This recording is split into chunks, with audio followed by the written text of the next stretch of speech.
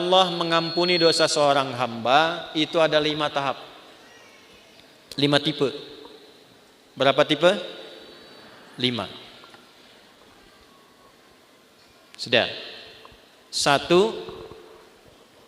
dengan memaafkan kesalahan itu. Sifat Allah yang memaafkan kesalahan hamba disebut al-afwu. Ya. Misal subuh tadi jam berapa? Kumaha ieu teh? 4:35. Terus ada orang yang sholat subuhnya jam 5:34. Waktu subuh 4:35, sholat subuh 5:3. Salah tidak? Salah. Dosa tidak?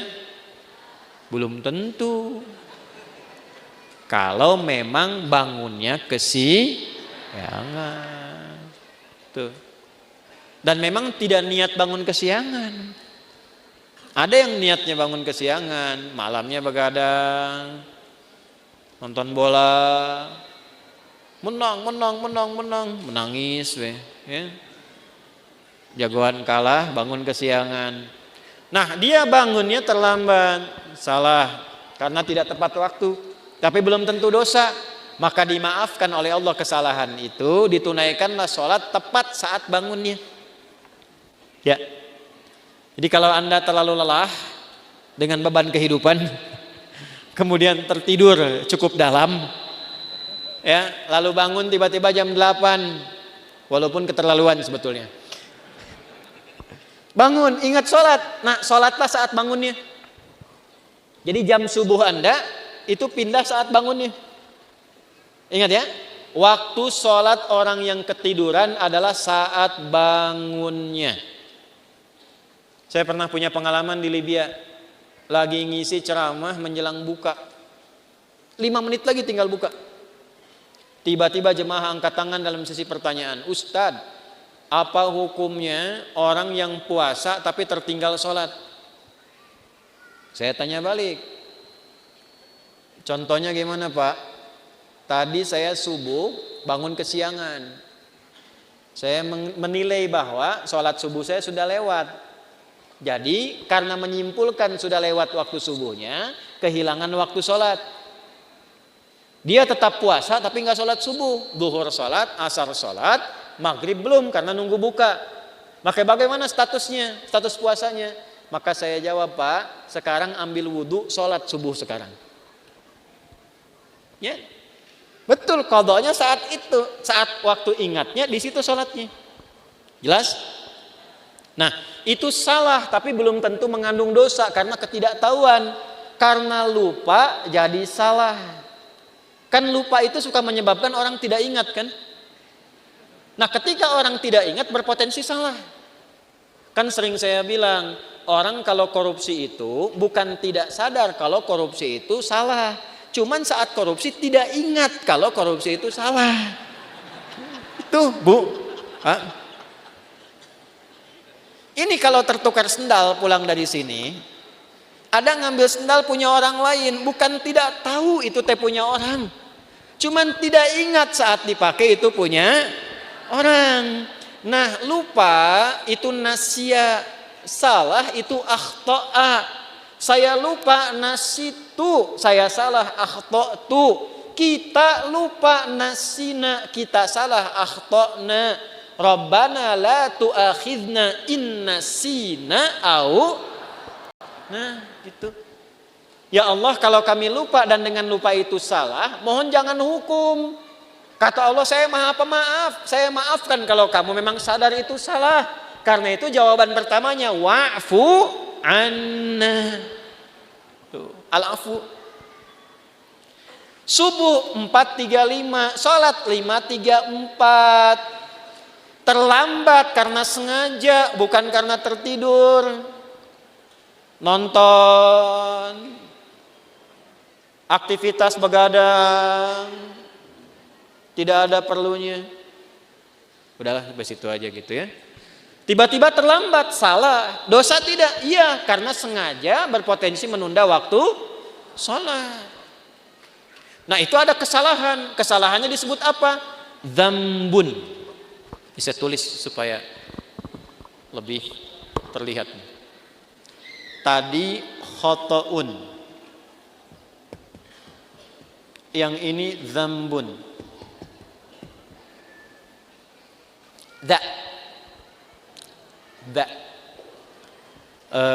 Kapan-kapan nanti saya mungkin rilis video pengajaran untuk spelling huruf hijaiyah tuh di 17 tempat.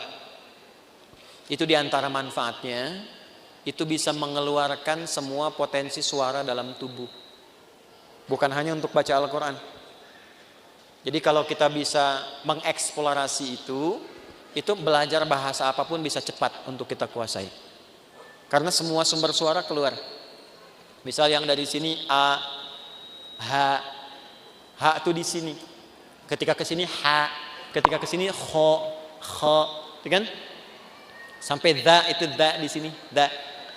Sampai ketemu ba, gampang, matiin aja hurufnya. Ab, at. Nah, itu sumber suaranya. As, az, ab. Ya, harakatnya cuma 3. Namanya ayu. Kalau enggak a, i atau u. Ab. Kasihkan a, ba. Kan? Ciluk.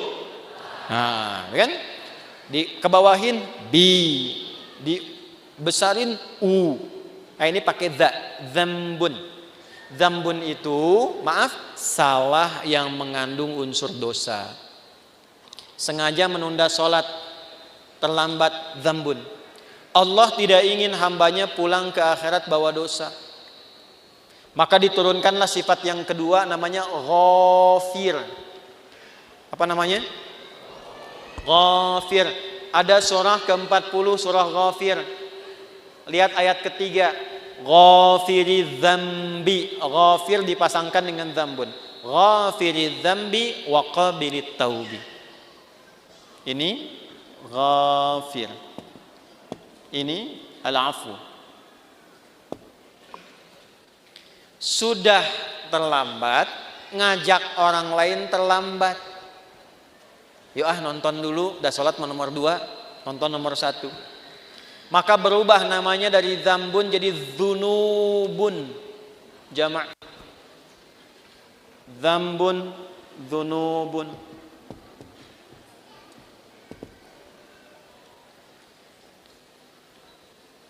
Sudah mencela, merasa paling hebat, merasa paling bagus, terakumulasilah dzunubun.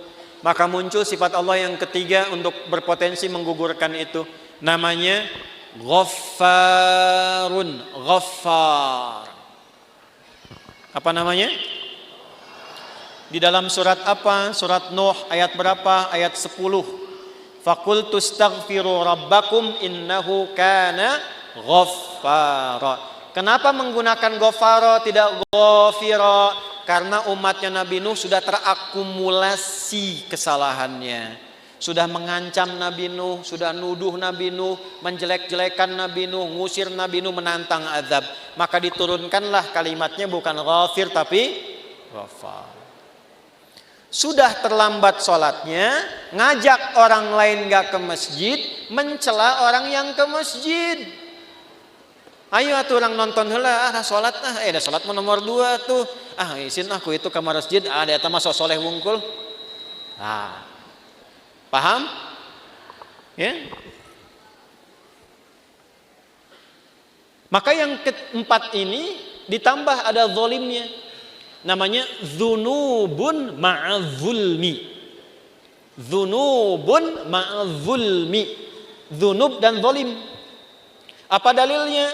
Contoh Quran surah 2 Al-Baqarah ayat berapa? Ayat 114 misalnya. Wa man azlamu zalim.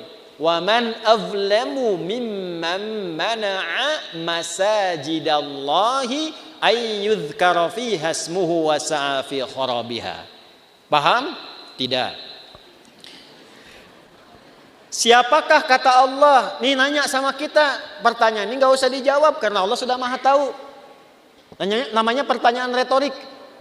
Pertanyaan retorik itu pertanyaan yang diajukan untuk menggugah kita supaya mikir, bukan supaya jawab. Seperti khatib Jumat nanya kepada jamaah. Sudah menerangkan, dia tanya, apakah jamaah semua masih merasa beriman? Jangan dijawab, masih. Nah, ini masalah. Saya pernah khutbah Jumat tuh, satu daerah di desa, ya kan? Bukankah Bapak ini semuanya beriman kepada Allah? Betul. Itu pertanyaan retorik.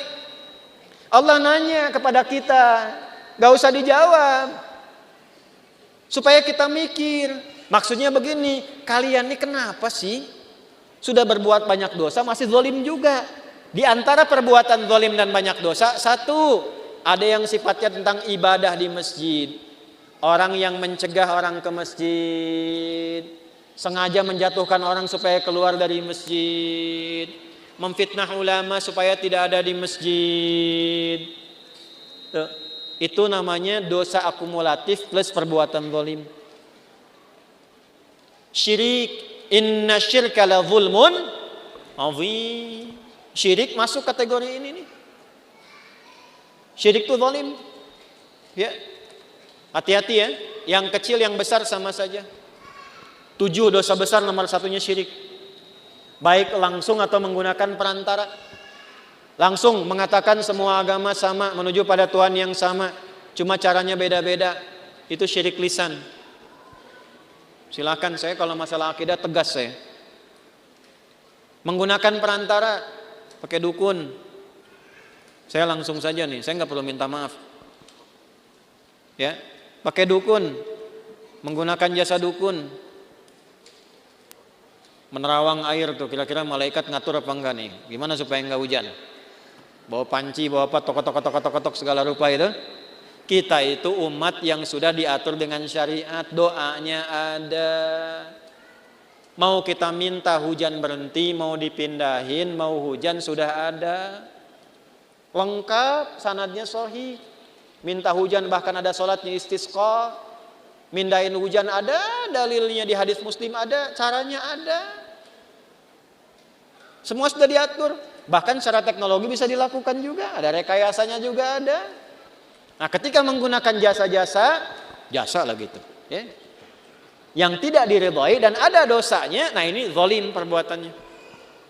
Tapi Allah tidak menginginkan dosa itu terbawa sampai meninggal. Itulah rahmannya Allah. Jadi Anda bayangkan Pak, Ibu, Allah saja pada orang yang syirik masih memberikan waktu sampai meninggal supaya tobat dengan rahmatnya. Masa anak Anda yang berbuat sesuatu yang mungkin Anda merasa melecehkan orang tua, Anda memvonis dengan durhaka dan dia mau memperbaiki itu, Anda tidak terima. Allah masih terima. Anda bukan Tuhan, sudah tidak mengakui sebagai anak. Di mana rahmatnya? Nah ini ya.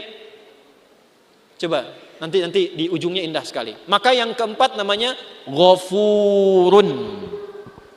Apa namanya? Ghafur.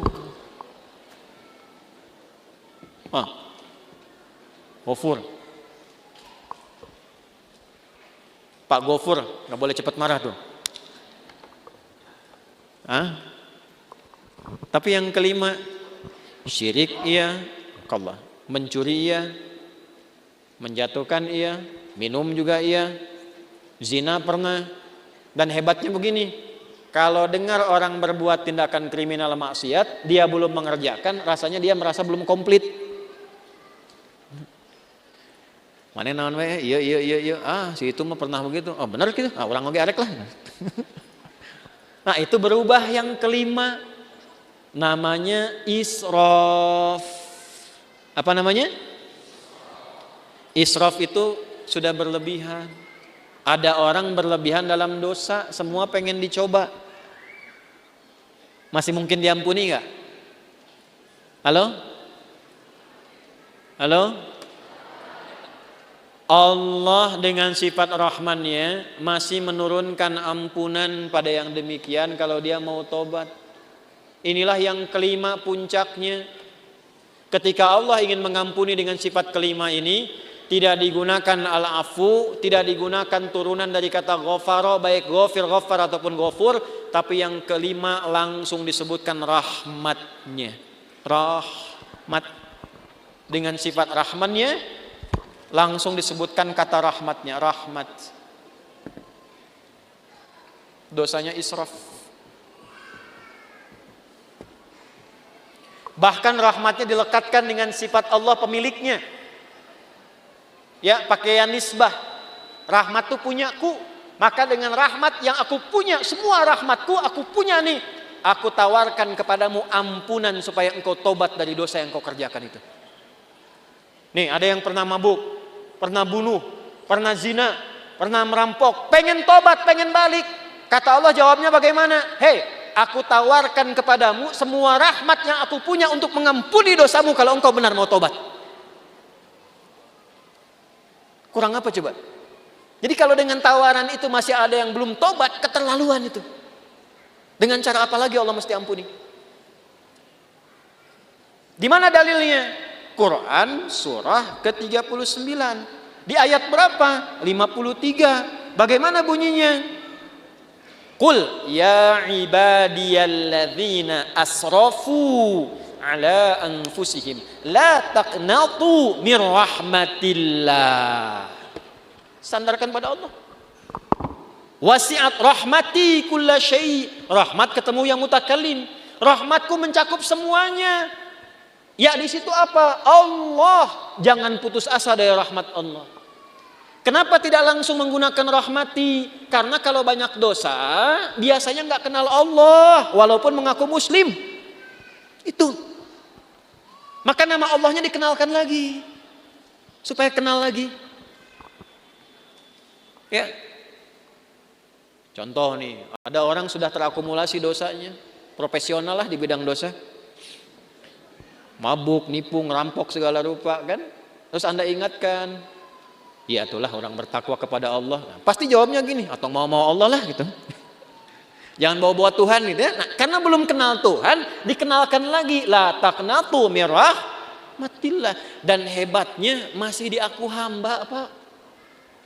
Kul ya Muhammad katakan, ya ibadi, hei hambaku, masih diaku hamba. Coba ya. Ini jangan anak Anda lah, anak umum aja. Ada ibu dan ayah, anaknya begitu durhaka, buruk terhadap citra keluarga. Di luar sudah merampok, sudah membunuh, sudah berzina, merusak nama keluarga. Tiba-tiba pulang ke rumah pengen minta maaf sama bapak dan ibu, diterima nggak? Ayo. Saya tanya nih, kalau bapak ibu mau terima, pertama ketemu senyum atau kecut? Tuh. Marah atau tenang? Non sia kadieu. Tuh, coba. Nah, inilah pentingnya kita ngaji begini. Ini anak datang pengen taubat, wasilahnya orang tua pengen minta maaf. Allah yang pencipta kita mengatakan, "Qul ya ibadi." Pakai kata iba, hambaku. Pakai ya disebutkan 360 kali dalam Al-Quran. Fungsinya 3 di ilmu nahwu. Nidaul qarib, nidaul mutawassit, nidaul ba'id. Memanggil yang dekat, yang menengah, yang jauh. Hei ahli maksiat, dimanapun berada, semua jangkauan. Yang telah menyimpulkan mungkin Allah nggak akan ampuni dosaku. Salah kesimpulannya kata Allah, hambaku sini, jangan putus asa dari rahmatku. Setelah Allah berikan rahmat, teruskan ayatnya. Innallaha yaghfirudz dzunuba jami'a. Semua dosa yang pernah engkau kerjakan, kalau benar tobatmu, aku ampuni sekarang semua.